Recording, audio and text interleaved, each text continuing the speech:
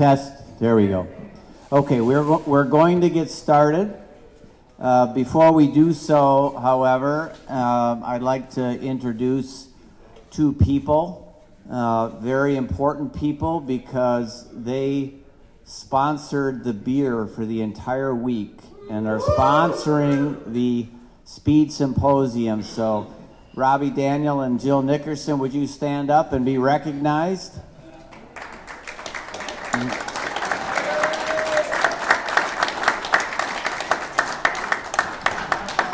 So Robbie and Jill run Red Gear Racing Coaching out of Clearwater, Florida. Robbie is one of the best catamaran sailors in the world. He did 4 Olympic campaigns on the Tornado, and medalist, correct, Robbie? Not a medalist. You could say, let's just say he was a medalist. No one's going to know. No one will look it up.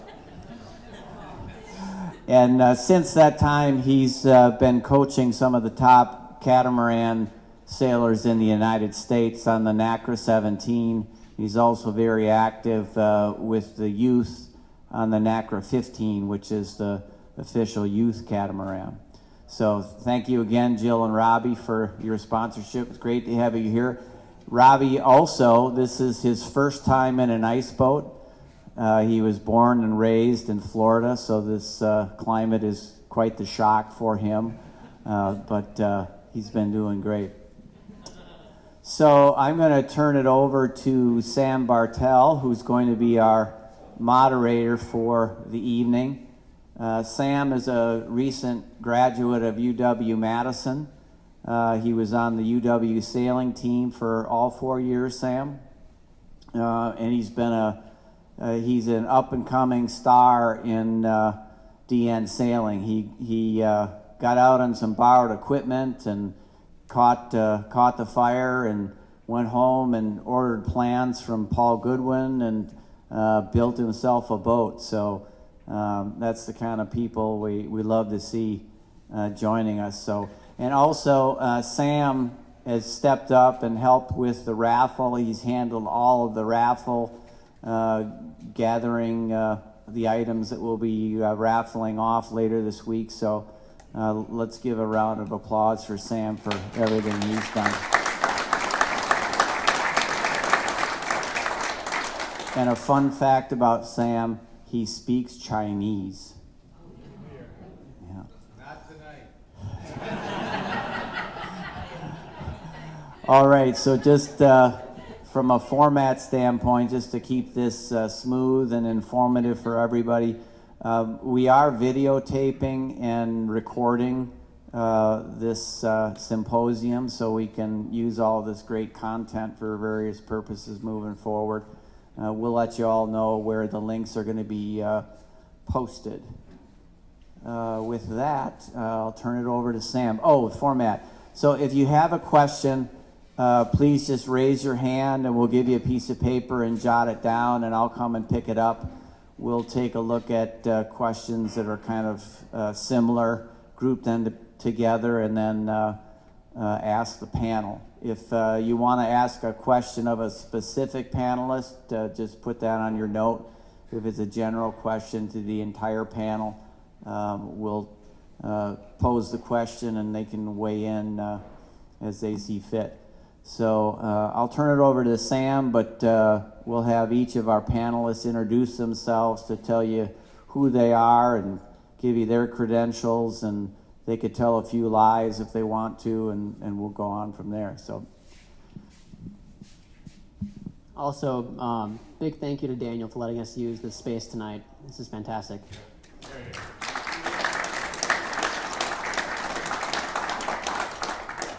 Okay, so I guess to start it off, well, first off, thank you all for coming here tonight. I know that it was a long day of racing, and you're probably tired and want to maybe go sharpen your runners or go to sleep early, but instead you're here. So thank you very much. To start off, let's have each of you introduce yourselves, maybe some accomplishments in the ice boating results that you've had. How about also talking about like your favorite snacks to eat on the ice?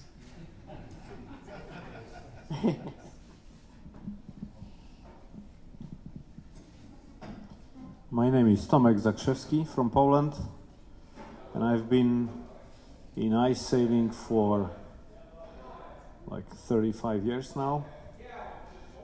So since I remember the first, I was 7 or 8 years old, I was brought to my father to a sailing club, and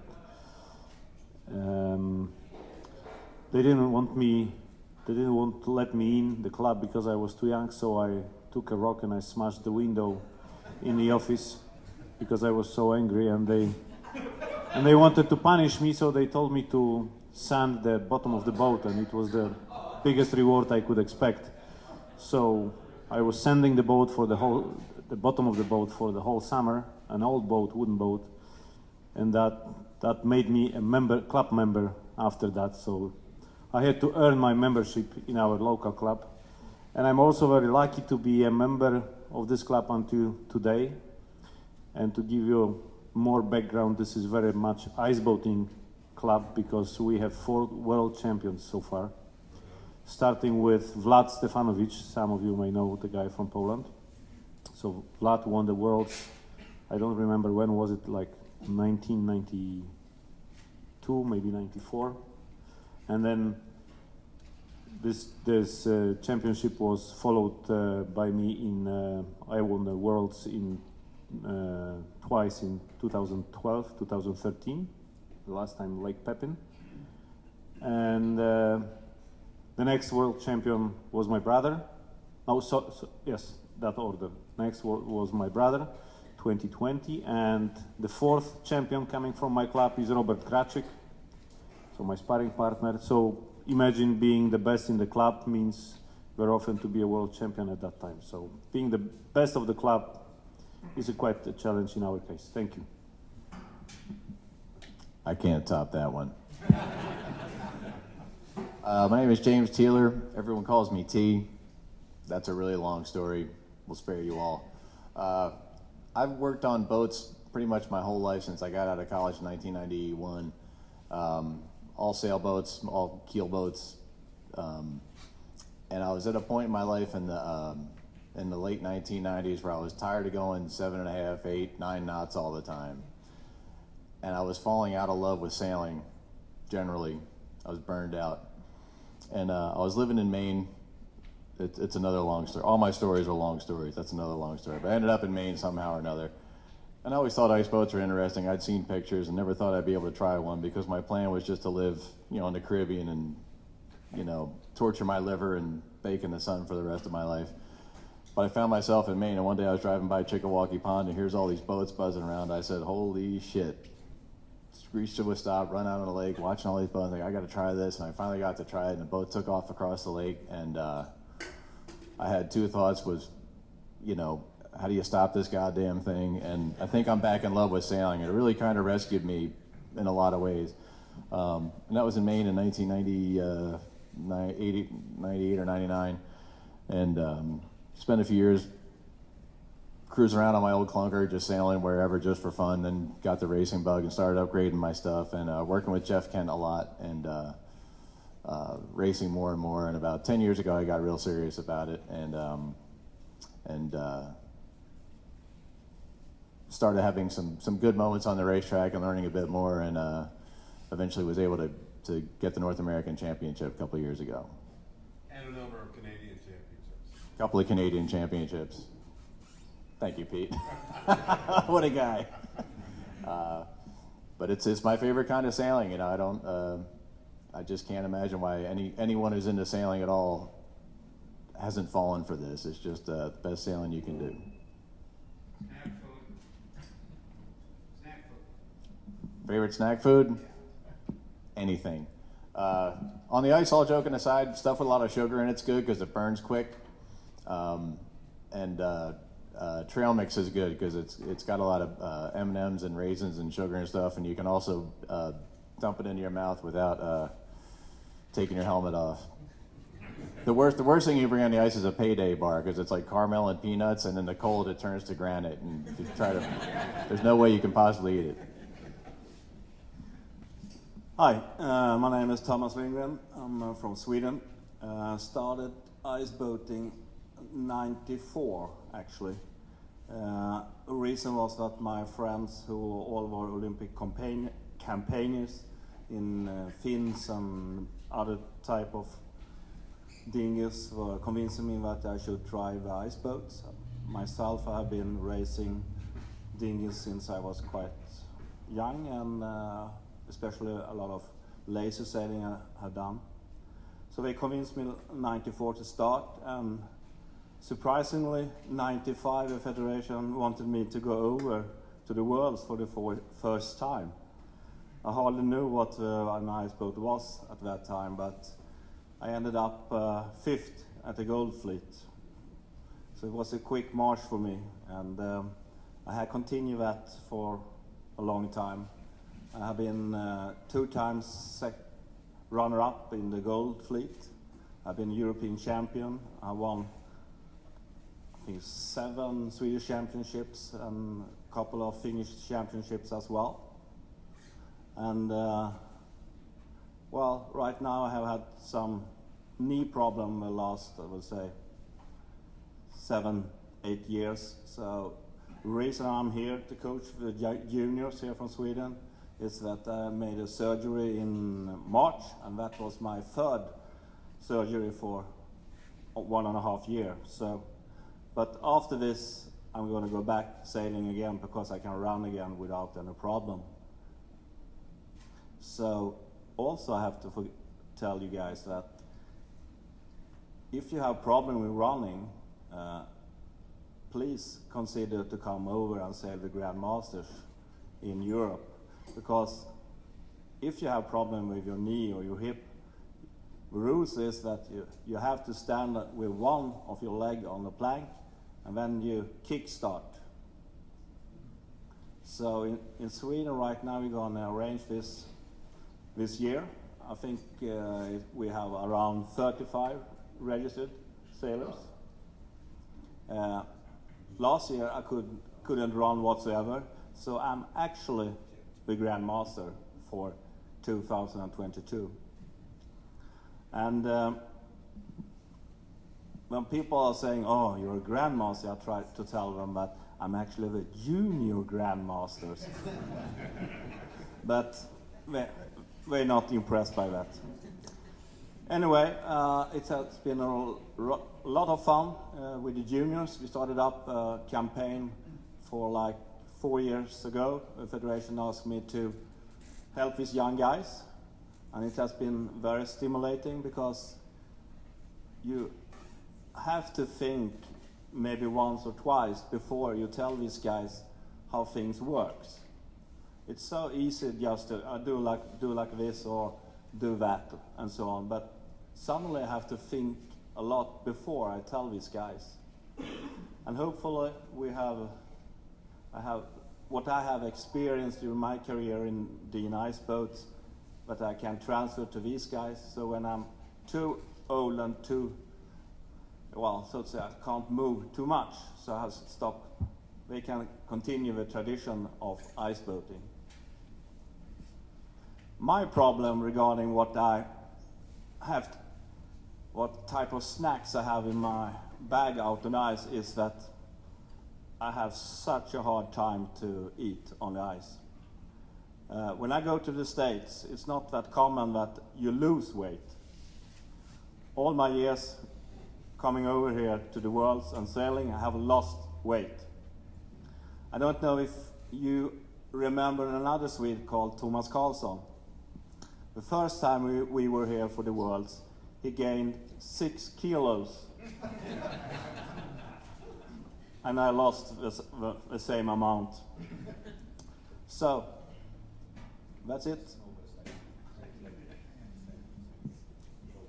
Okay, my name is Oskar. I'm 19 years old from Sweden, and well, I'm reigning Swedish champion, and I won the Finnish championships last year.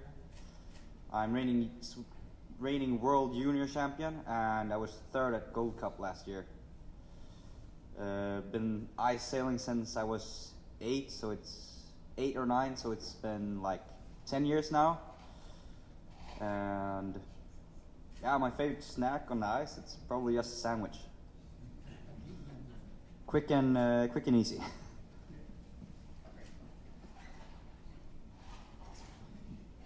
Thank you, guys. This is all great. Let's get down to business, talking about ice boating. First question that we have here is, what is the secret technique for keeping speed up while going downwind?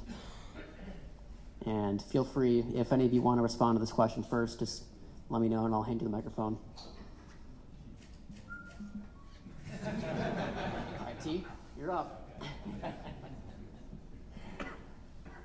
A couple things about sailing downwind. Obviously, you want to try and stay on the headed tack. And the biggest mistake you see people making downwind is they try and go too low. High, hot, and a hell of a lot is kind of my mantra when I'm going downwind. You know, put the bow up and go fast. Another mistake you can make is keeping the main end too tight. The main, obviously, there's only one sail on the boat, but keeping the sail trim too tight is not always what you want to do. Sometimes you can ease the sheet just maybe an inch or two, let a little bit of bend come out of the mast, let a little bit of shape come back into the sail. You know, when you're going upwind, it's very flat, obviously.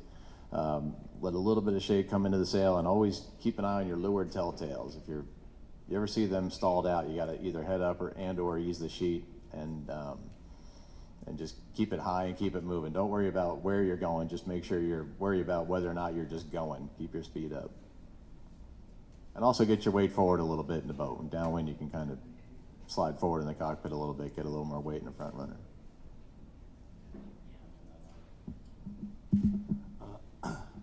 What's decide your speed on the downwind is actually before you round the upwind mark.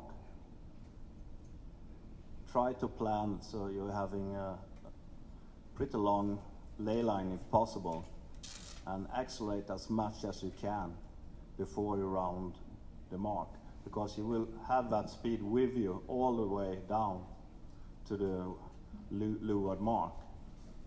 And also, what I'm teaching the juniors regarding downwind is that look at the telltales up in the sail, like the upper third. Keep them as your throttle. Go if they are stalling, well, in that case, probably most guys have to go up a little bit and pick up the speed again.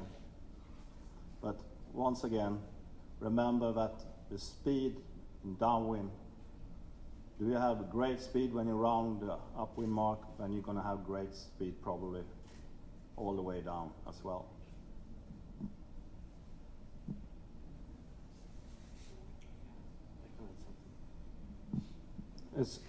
As Thomas mentioned, the downwind starts before you round the weather mark, and you need to make a right planning before you do it, so that you round the weather mark with a great speed, or the greatest you can achieve, and then that gives you a big push in the first few hundred meters. But what I wanted to say is that especially when you watch the sea fleet or bronze fleet and silver fleet sailors, and you see them sometimes coming off the last downwind, so the port downwind towards the mark to round the leeward mark, and you see them losing speed significantly, and this last few hundred meters they are just struggling to sail because they lose speed, and suddenly when they round the leeward mark, the miracle happens because they start suddenly to accelerate. and the thing is that sometimes those sailors are so much fixed on the direction towards the mark rather than looking for a speed and trying to accelerate with the boat. And I think that's, as I observe, especially in the light wind conditions, you can see many of the sailors who, instead of really finding the speed and trying to accelerate using the proper wind direction, they try to point at the mark, which is a deadly strategy because you will end up installing the boat and just being forced to jump out and push. So finding the wind, regardless of where the mark is located, I think is a key important thing in this kind of situation, because if you stall your sail, your boat, then you may be spending countless seconds which count double in this case, trying to get to the mark, and suddenly they round the mark, they hike, accelerate, and as I mentioned, miracle happens. Happens in this time. So it's no miracle. It's just the wrong angle towards the wind. Thank you. Yeah. So what do you do if you're heading to the mark and you find that you're slowing down and having difficulty to get down? I have to put the bow up and lose the main sheet, because then you need more draft in the sail, and as you go up towards the wind, then suddenly boat starts to accelerate, assuming that there is a wind. And that's the game of finding, that's like a snake track behind your boat when you try to find the wind. And even if in the medium breeze, we try to do exactly the same. And of course, moving your body weight all the way forward helps a lot, because that gives you this little hike that is a great indication if you are on the right course downwind. So then if you get a hike, you can bear away, sheet a bit more, and quickly accelerate. Of course, the sailing strategy is very simple. You will never be able to lose that much distance on the upwind as the distance you lose on the downwind. So gains and losses on the upwind are rather limited, but gains and losses on the downwind are huge. Sometimes you round the mark as one of the first guys, and you end up on the leeward mark as a 20-something, and it can happen opposite. You round as a 20-something, you make a lucky jibe, get a puff, sail downwind straight to the mark, and you pass 20 guys. So there are hardly such a miracles on the upwind, but it can easily happen on the downwind, and that's where you lose or gain most of the distance sailing downwind. Related to downwind sailing, I found myself today, particularly in the last Gold Fleet race, sailing more conservatively than I normally would, because I was afraid of spinning out. You know, that it was a bumpy track, and we were really wound up. So I knew I was giving away boats. Was that apparently not an issue for you guys? You just ignored that, and you were confident that you weren't going to spin?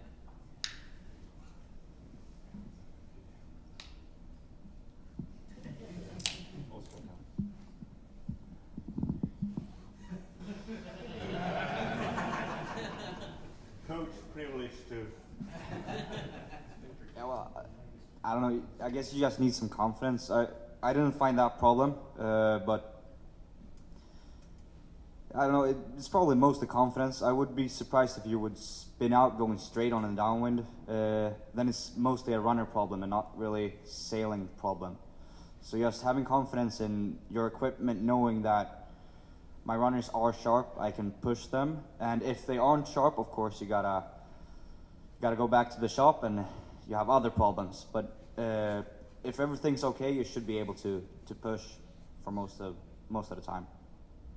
So to paraphrase, just sheet it in and stop being a wuss. That's applicable to you. Doesn't weight have something to do with that? I mean, Dan's pretty light guy. Yeah. Yeah, I've been pretty light in sailing, and you just gotta.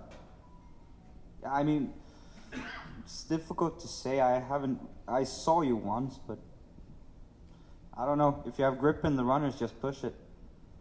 If you don't have grip, you gotta fix something. Okay, everyone's. But one What? question before you said, did you have the full control of the steering, or was you worried that the steering was not working? Normally I would steer with my knees, but in those conditions I didn't feel confident steering with my knees, so I was sheeting with one arm and steering with the other. One funny thing about going downwind, I think, in the breeze and especially in the bumpy conditions. If we're going to talk about spinning out, by the way, I'm the spin out king, so I'm the guy you want to listen to. But it's a little counterintuitive.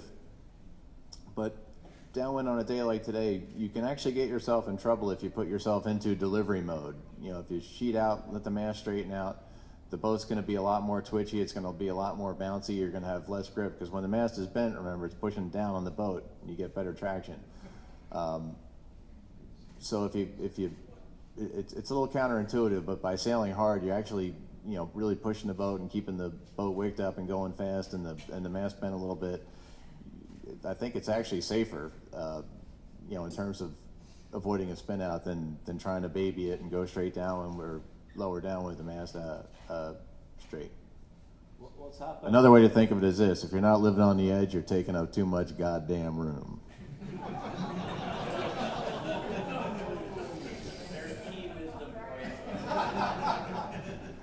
Karen has a story about that phrase from a long time ago. What's actually happens, Daniel, is that if you release the sheet a little bit, that means that the pressure on the steering runner get less. And if you do that, it's going to be scary, as you thought today. So therefore, as Oskar is saying, it goes by full power all the time, because then we have maximum on the steering runner. But as soon as you start to release the sheet, I'm not talking about this distance, I'm talking about if you lose like this, then the pressure on the steering runner will get less. I have one quick follow-up question on this topic. I was also trying to steer with one hand and sheet with one hand. I didn't feel like I was able to steer with my knees going downwind very well. And so I started to steer more so looking ahead and trying to avoid the big bumps and almost like steer around them a little bit instead of solely focusing on the telltales on the sail. Were any of you doing that, or were all of you guys just focusing on telltales, go straight? As my friends just said, the more loaded you round the mark and more powerful you round the mark, the better grip your runners have on the ice. And it may seem counterintuitive, but it is like that. When your sail is loaded, mast is bent, then you have big load, at least on your two runners, front runner and your leeward runner. And the moment you hike, you have full control of the boat, because the steering runner grips the ice very firmly, and it's very stable sailing. So you have full control on your boat. But as soon as, instead of bearing away, you decide to ease the main sheet, then a few seconds later you have to sheet in again, and very often you do this body move that you try to sit and grab the main sheet. And the moment when you start balancing with your body inside, going full speed downwind, this is a very dangerous moment. And if this is combined together with sailing over a bump, for instance, so imagine you're sailing over the bump, then you move your body like this, try to grab the main sheet and pull it again. Then you do the moves that unload in uncontrolled way your leeward runner and the steering runner, and that's the moment where a lot of people spin. Think about the situation. I don't know how many of you spun in the history or how many times, but the thing is that usually you lose control on the boat when you sheet in again after losing the main sheet. So you lose the main sheet, you try to grab it, sheet again, and then suddenly this body move causes the runner to slip, especially when this leeward runner is off the bump on the ice, and this is the critical moment. And it very often happens that the spin starts here. And the second moment is when you jibe, because jibing, I think, is the most difficult part of the sailing downwind. When you jibe and jibe too aggressive, the boom tries to travel to the other side very dynamically, and the wind hits the sail from the other side after a jibe, and this moment when the wind hits from the other side makes you lose the traction of your runners on the ice. So it's suddenly like bum, and the boat goes to the side. You lose the traction. That's I would say the most dangerous moments of all. Yes, that's the question. I have a stern steer. These boats are really hard to spin. Stern steers spin. They'll do a 720. But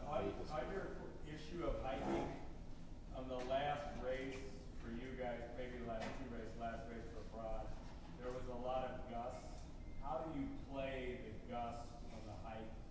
Some of you, watching you guys, almost spun out. Some of you rode that hike a long ways. What's your strategy on taking on the gust? Me personally, I move my body all the way forward, just to allow my windward runner to hike, and then I bear away. Every time I get a hike, I bear away. I don't fight my boat to get more acceleration, because more acceleration means that I have to move my body to the back or even try to ballast the boat a little bit. But this is a very dangerous moment on the bumpy ice and in uncontrolled shifts or puffs. And if you move your body to all the way to the forward, you can keep the tension on the main sheet, and every puff that you get, your boat gets very sensitive to any puff, and then you can bear away with every puff, gain the distance, and not necessarily lose the speed. But this is a safe, I would say, a safe or survival mode when we talk about these extreme conditions. Any other thoughts on other? When you talk about moving your body forward, how much are you bending your knees? Slightly bending my knees, yes, slightly. It's not like touching with my feet the mast, because this is extreme position for ultralight wind. But in this very strong wind, moving my body forward just to my knees start to bend. How do you manage your back and your neck then when you're away from the? This is the management of my body starts somewhere in September. Yeah. I'm working on this. You do a lot of exercises at the gym when the other people are sort of looking at you on the floor going, what the hell is that guy?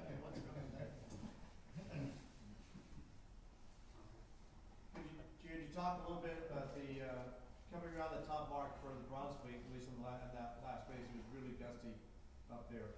Were you guys having to manage that, or how did you manage the big gusts as you're coming into the top mark and trying to do the fairway?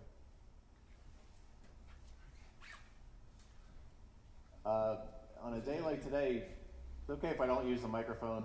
I don't like those things. A day like today, coming to the top mark, there was some big gusts coming in with sort of a right hand bias to them. So the bottom line of that means that you are flying into the top mark. And so one thing that's on my mind in that situation is don't break the mast. It's tempting to keep the sheet in and let the mast bend way out, but as Jeff Kent says, you can void the warranty on those things. So you give a little, still keep plenty of bend in it, but ease it out just enough that it's going to stay in one piece. And as Tomek said, if you can come ripping around that top mark, an armful of sheet, maybe a foot and a half maybe.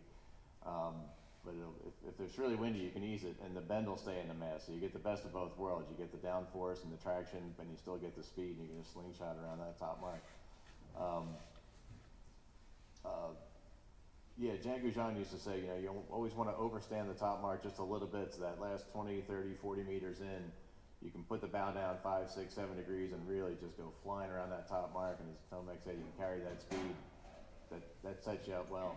But another thing you need to look out for is you don't want to bear away so fast that your leeward telltales are going to stall. You want to bear away as the boat accelerates. You want to try to keep your apparent wind angle fairly constant.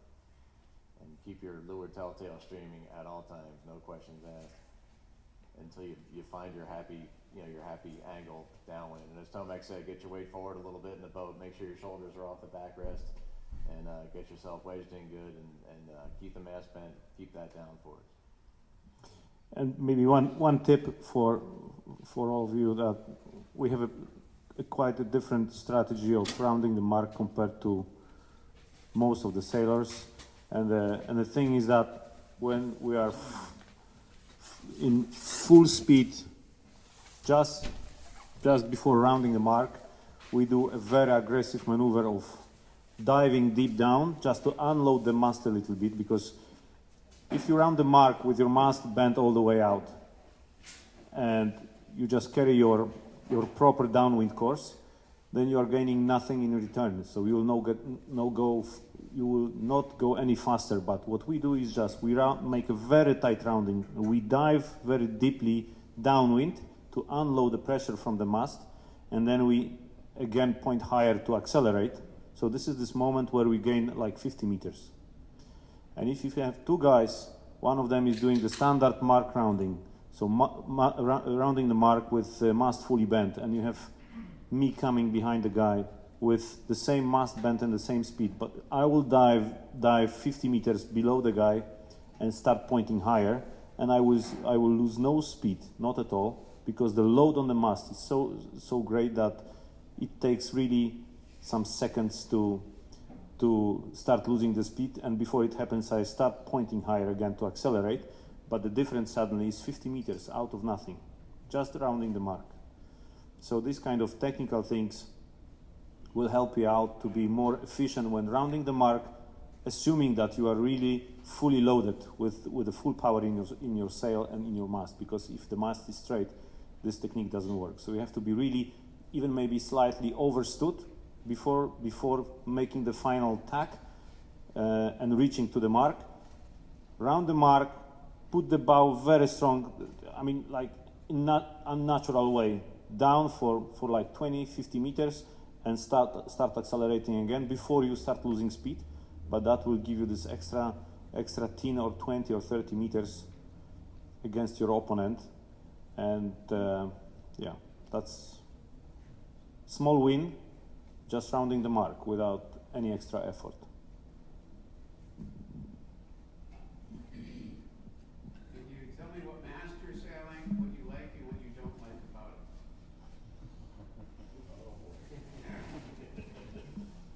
it? I've been sailing Jeff Kent and Moore Brothers mast for 25 years now, and I'm sending my feedback to the producer every year, so I get a batch of masts to Europe, and we go out to Scandinavia first, usually first to Scandinavia to open our sailing season, winter season, and we get to sail a couple of days. Then I send my feedback to Moore Brothers and Jeff with some comments and remark about the mast and how I feel the bend, the fore and aft bend, side bend, and this kind of things, so more technical details. And then they make some adjustments and upgrades and send the new batch over to Europe again for testing. And we've been doing this very hardly trying to catch up with manufacturers of full carbon masts for the last couple of years. But the batch that was sent to Europe this year, there is nothing I would recommend to change at this point, because I think with the current rules that we have and fabrication methods, we are, in my opinion, very close to the limit or on the limit, with not risking the durability of the mast, risk of breaking, because you would not like to spend a few $1,000s and get the mast to work for one season only. So this is a reasonable compromise between durability and performance.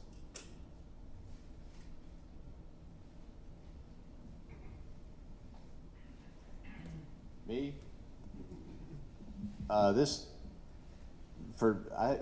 had a CSI, Jeff Kent mast. It was originally made in 2008 that I was using up till last season. Big love affair with that mast. I've had it for a long, long time. It's a great mast. And this year because everybody else is trying the full carbon ones, I thought I'd try a full carbon one. So I have also a Moore Brothers all carbon. I think it's the medium or stiff one. And I was using that today.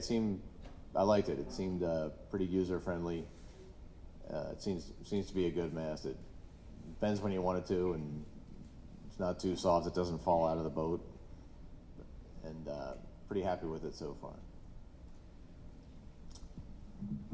I've been using from the beginning, as you maybe know, Åke Lux.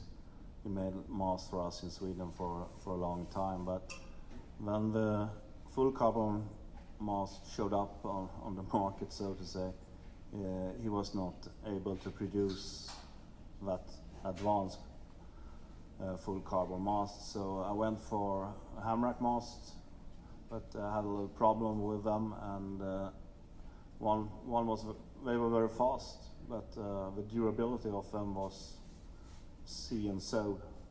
So I broke one, and then I bought a couple of new ones, but they were not as good as the first one. And then Tomek started to discuss with me that if we could do a little joint venture, so to say, because we are more or less in the same weight class. And from there I have been with the Moore and Jeff Kent for a long time. So I give all my feedback to Tomek, and he handed it over to Jeff, I guess.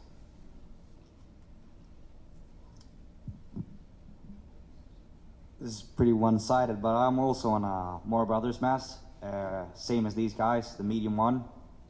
Yeah, I had a hammock before, but I feel like this one is more dynamic in the middle stage. The hammocks was sort of bending all the way out or not bending at all, and this one is sort of working better, I would say, than my old one.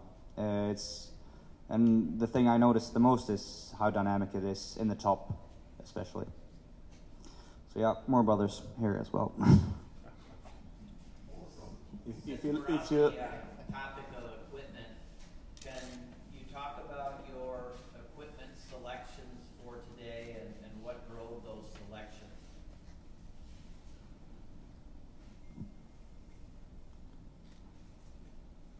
Well, I guess out of the equipment that you can change, it would probably be runners and sail you're asking about. So then, well, first I was on pretty short crown runners, inserts, slim ones. I don't know how slim they are in inches, but probably 3/16. Okay, yep. So slim inserts, short crown, like what would it be in inches? Like 16 inches. And then I changed for the last race to 20 inches, 22. Sail, I was on speed sail the whole day.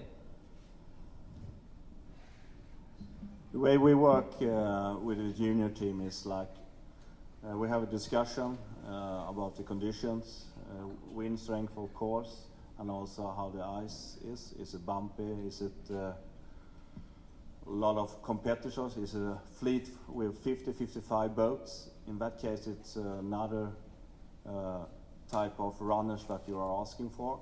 You want, in that case, you need a little bit shorter crown. And the reason behind that is you will probably accelerate a lot more times compared to a fleet with maybe 20 boats on the line. So after that discussion, I send these two guys out, and we come back and then we discuss how it felt, and then we start to change runner for one of the guys, and then they go out again. It can be longer, it can be shorter crowns. And then we come back and we say, okay, I changed to the long one, and that was faster. And then we change to the other guys to longer as well. And then we try out again and see that, okay, he picked up speed again. Then we go another step to see if we can go even longer.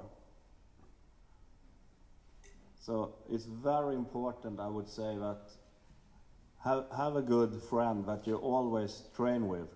You don't have to be equal fast. It's a relative difference between you when you are sailing that's matter to decide which runners will you go for. Will you go for the long, the medium, or the short ones?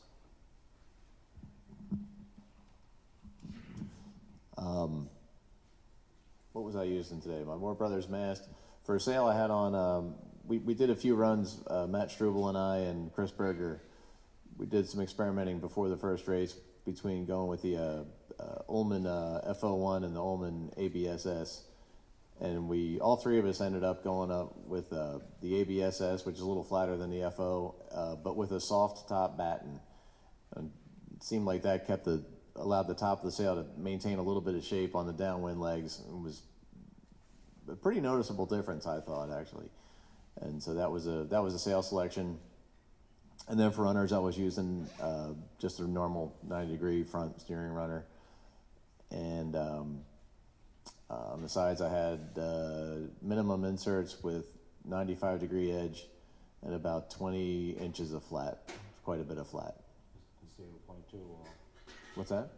how, when you measure the crown, or when you say 20 Oh, inches, is it with a 0.2? yeah, 0.008.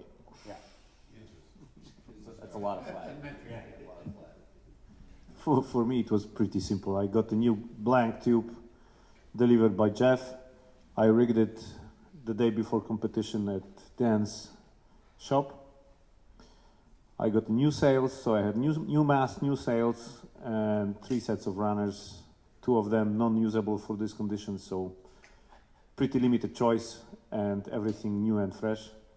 So I had one day or a few hours, just few laps to put things together and get going. Sometimes when you reduce number of choices, you may benefit from reducing number of choices because you have to tune to what you have with you in your bag and not thinking about dozens of runners that eventually may or may not work. And that saves your time and nerves and yeah, makes things easier.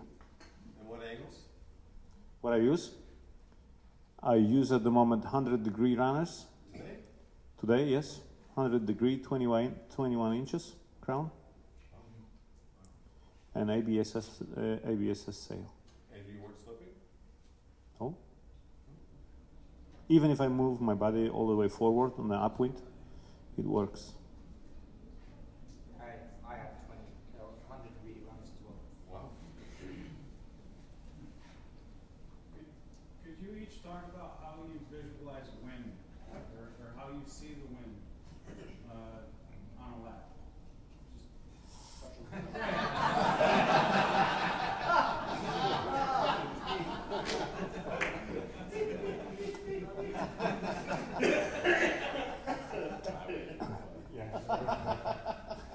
In my case, I think it's pretty standard. I like to sail with an open helmet, meaning no this jaw protection, things like that, because that makes me like disconnected from the wind. And then I used to try this kind of helmet, but then the wind turbulences and everything that is in that thing makes me a little bit dizzy with understanding the wind. So I like to feel the wind on my cheeks. And of course, the reading the wind, I would split it into 2 parts. One part is myself. So if I'm not fully confident about whether I'm pointing high enough, I move my body forward, and then my boat tells me if when the boat starts to hike, I know that I can point higher. And generally, feeling the boat and what's boat telling me is my indicator. Plus, of course, observing the sail and telltales, standard things. But the other thing is watching the race course and the other guys. And it sometimes be even more helpful because when you sail towards a direction and you see the guys in front of you who starts to point extremely high, then you know you are sailing into the right shift. At the same time, the opposite thing is that when you sail and you see the guys bearing away, you may think that you are sailing towards a shift where you should tack and go the other direction to benefit from the wind shift. So observing the race course and other sailors is one of the great indicators, and those tricks especially are useful when you are reaching to the weather mark and you see other guys on port going to the ley line. And I very often use this observation to see if these guys start to sail, or what is the direction or angle that they sail. That was the trick I used in the 3rd race of today, when I gained 7 or 8 position on one downwind. And the trick was that I was reaching to the mark, and I saw the guys coming on port to the ley line, but suddenly everyone went 30 degrees higher, so they get a nice lefty. And that was a clear indication that after rounding the mark, I have to jibe immediately to go back to this wind, because this wind was sending me straight down to the leeward mark. And that was the trick and the indicator given by the other sailors that told me that round the mark, jibe immediately, get to that shift and sail down to the weather mark, and that was how I passed 8 guys or even 9 guys on one single downwind, just using the indication of the other boats. So I was not feeling that shift because the shift was far away, but I knew that as soon as I get to that shift after rounding the mark, I will benefit from it. How do you know when to bail back? You can roughly guess. It's never 100% precise, but if you know that the guy is in this spot on the racetrack, and you know that after safely jibing, rounding the mark and jibing after 100 meters or 50 meters, you can be in that spot, then there is a big chance that you will get to that shift. Yeah, all joking aside, I'll echo what Tomek said. You can learn a lot by just keeping your head on a swivel and looking around at all the other boats. And the great thing about DNs is you can tell if someone's in a lot of breeze or not by how much the mast has bent. Just like in a normal summer sailing, you'd see some boats heeled over, some boats standing more straight up, and you can tell just by the angles of the different boats who's got a lift, who's got a header, what the wind is doing, where the puffs are, and what direction they're coming from. And as Tomek said, to build on what he said a little bit, I try to visualize the puffs as they're moving down the course, and try to just sort of think of where they are. Where's that glob of fast-moving breeze, and how do I stay in it the longest? And that's difficult to do, at least for me. But sometimes you can, if you're having a good day, you can visualize that pretty clearly in your head and stay in it.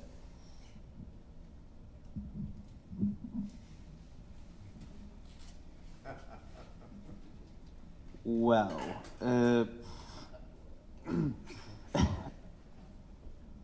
that's quite a tricky question. That's why I asked you.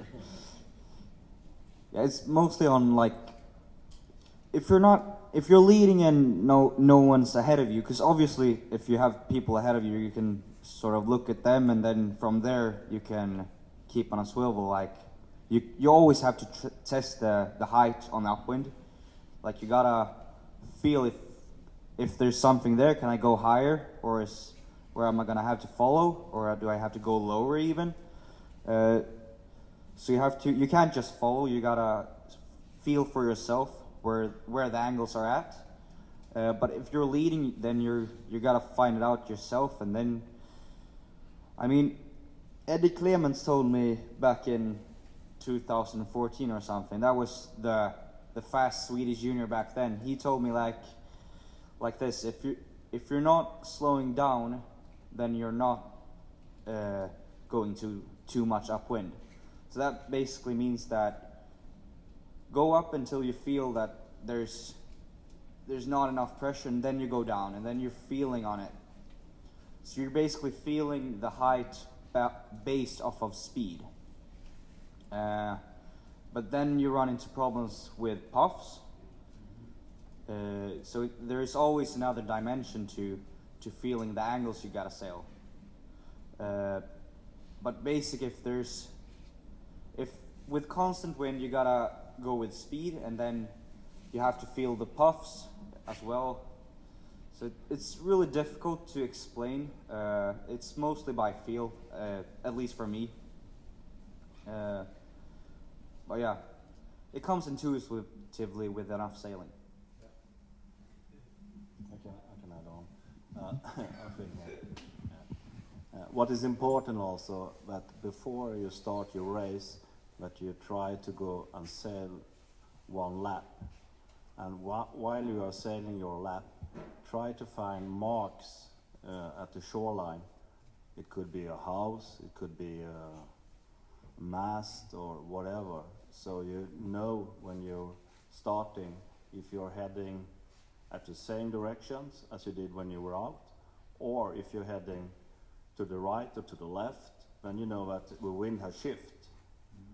And if the wind has shifted on the upwind, for example, if you go much more to the right, that means that the wind has shifted, and then you can plan your downwind where to go.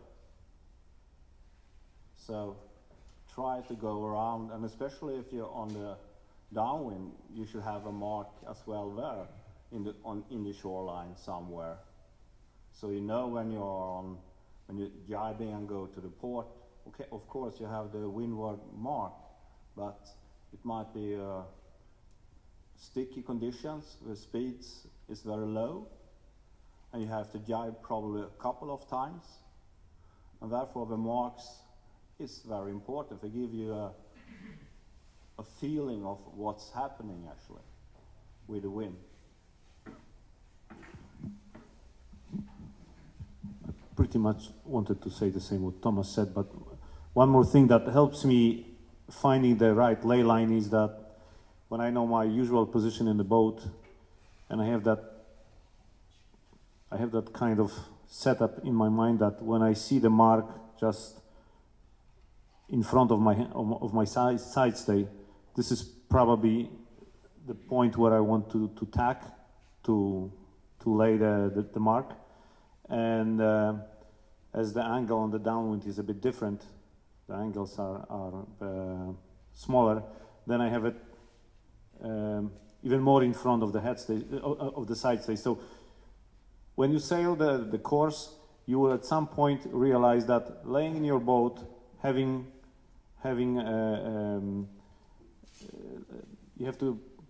It will be different for different conditions. So ice conditions, whether it's fast or slow track, there are a couple of variables, but in general, you will find your marks on your boat. So between your body, your side stay, and the mark, you will find this easy combination of points that when I sail and I see the mark is coming close to my side stay, it means that I'm already overstood, and this is the right time or the last time to tack, not to be too much overstood. So very easy marks on your boat, in your mind. Just combine those three things together, and you will learn with your boat, your setup, and your angles. You will learn very quickly when is the right time to jibe, because there is, you know how expensive it is to jibe too early or to tack too early and not lay the mark. You are dead in the water, and it's of course it's always better to be overstood than not to lay the mark. But this combination of these three things, your body position, your side stay or maybe chock or end of the plank, and the mark, that will help you to find the best moments and spots for tacking or jibing. A bit of a rules question. This was not an issue today because we had pretty good breeze, but if we have less breeze, in any breeze, our rules prohibit pushing an ice boat directly upwind. But at the start of any Gold Fleet race, in more modest breeze, I think every Gold Fleeter is pushing their boat directly upwind before they hop in and bear off. Is that an issue? In terms of rules? Yes. I've never seen I've never seen anybody disqualified for doing it, but it is not legal according to our rules. Yeah, I was witnessing several protests, attempts to protest those runners and athletes that think that ice sailing is more about running than sailing, but none of them ended up in disqualification. Rules are not black and white when it comes to running, because the sailor may always say, in my feeling, I was not running upwind, I got a lefty or righty the moment the flag went down, so this was not pushing towards the wind direction, it was my feeling, my personal feeling was this and that, so it's always questionable, I would say. The problem is solved when we have lots of breeze, because then you make few steps, jump in, and running doesn't make sense because your boat wants to sail faster than you run, so running just slows you down, so it doesn't make sense to run. But of course, the lighter the breeze, the bigger the issue is. So I wish I was in Oskar's shoes when the breeze is light, because he's running 2 boat lengths ahead of everybody else, and in start. But yeah, this is the reality. I've never seen anyone being disqualified for running upwind, and I'm not sure if it's going to happen because of very subjective definition of running upwind and feeling the wind. So yeah. So another question. One of our panelists who did not make it this evening, but I haven't seen the results, but I'm assuming that Matt Strubel is probably leading the regatta. What is he doing differently that the rest of us are not?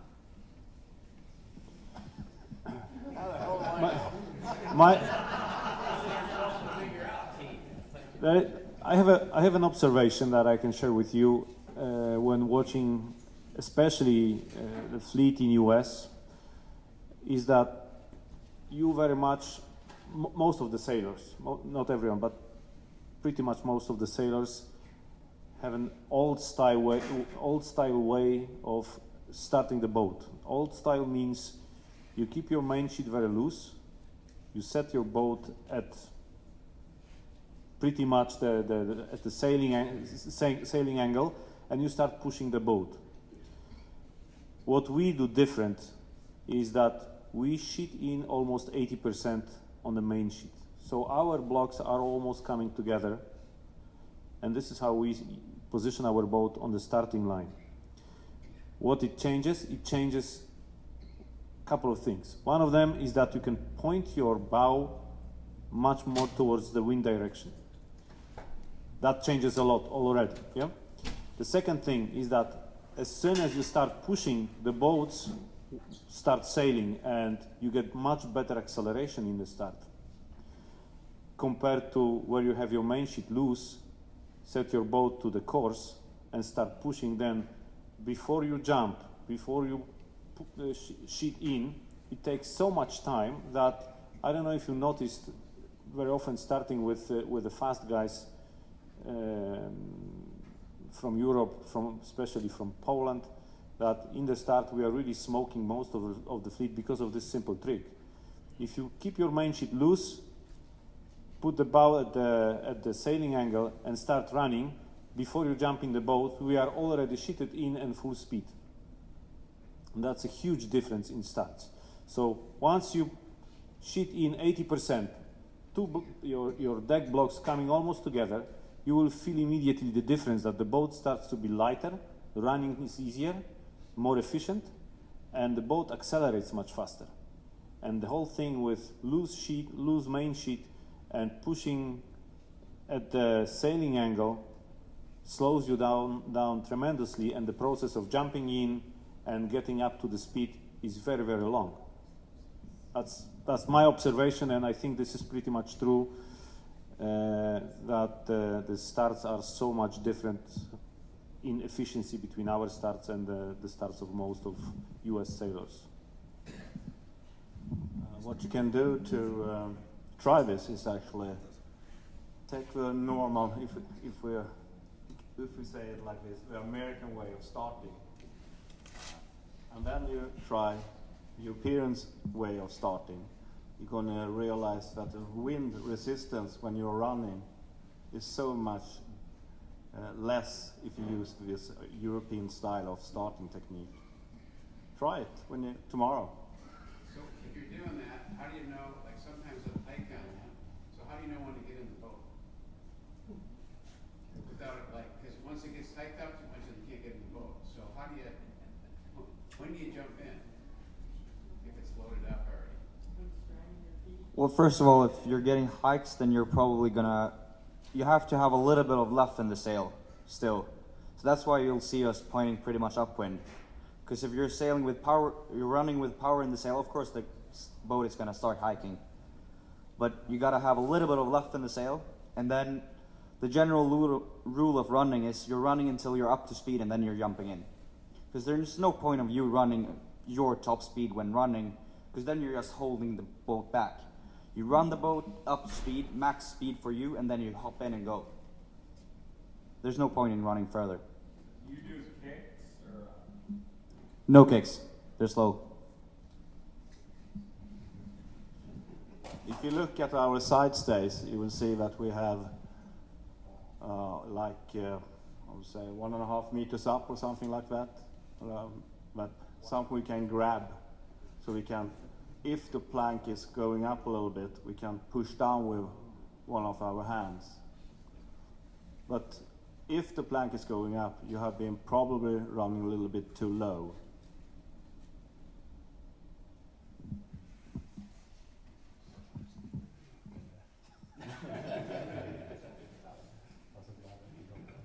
These are all good tips, and just to back up even further, there's a lot to be said for, as Tomek said, for getting in the gym and grunting it out and paying the price, starting in July, August, May, whatever you want. But get on the treadmill, push the tire back and forth across the gym, push the sled back and forth. It's miserable workout stuff, but it really does pay big dividends. Maybe you should measure your legs with his legs. But Kyle, you also asked about hikes in case the sail is loaded during the start, and it happens pretty often. So we run, we push the plank down with our hand holding the side stay, because it's very often the case, and you need to be fit to jump on the plank that is already up in the air, because this happens pretty often, and you always jump on the plank with the leg which is closer to the hull. You never do this the opposite way, because then you jump on the plank, the second leg joins, and this, let's say, inside leg goes first into the hull. That's for easy slide into the hull. That's a very simple but very efficient technique to very quickly jump on the plank and hop on the plank and slide into the boat.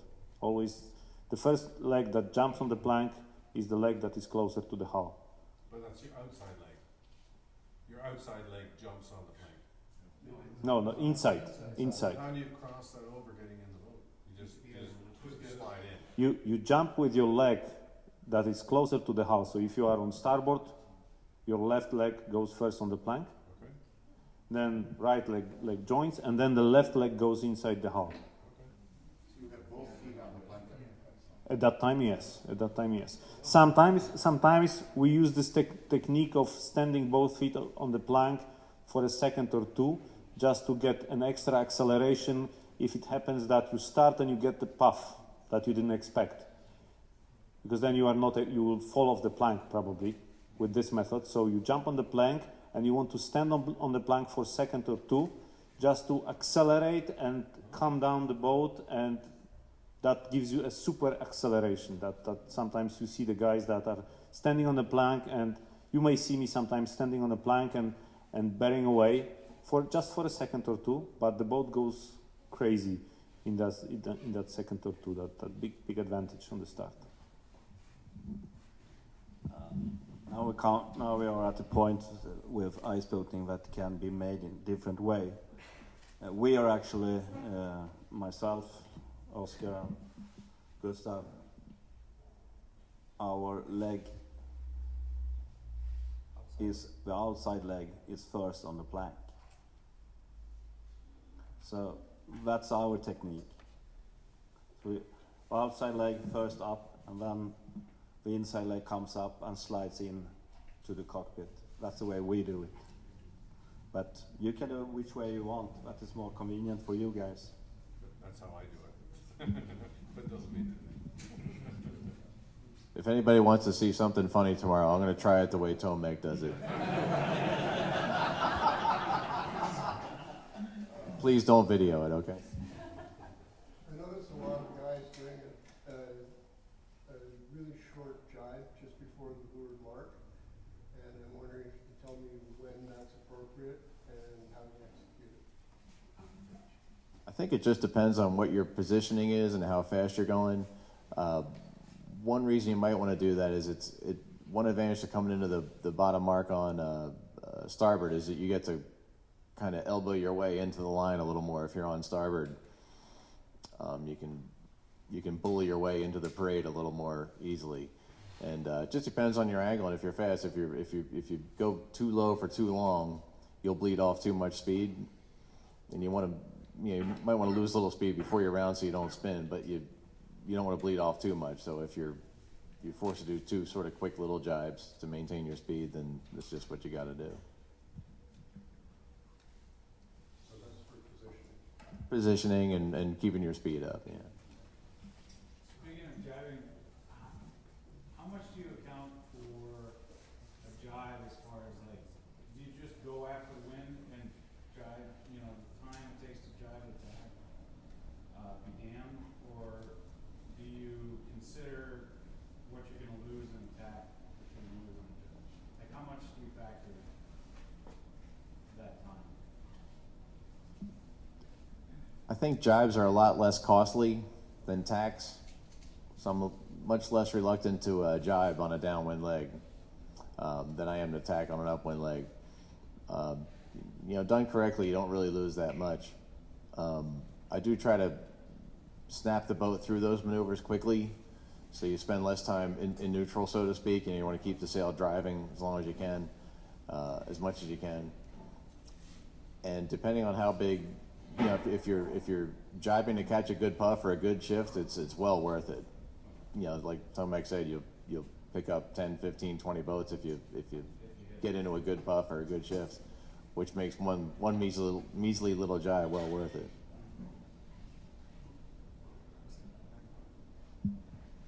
I think that we could probably all ask you guys questions for the next 5 hours. So I think we're going to cut it off there for tonight. I'm seeing some yawns. We all have to go sailing tomorrow. So let's give a big round of applause and thank you to our panelists.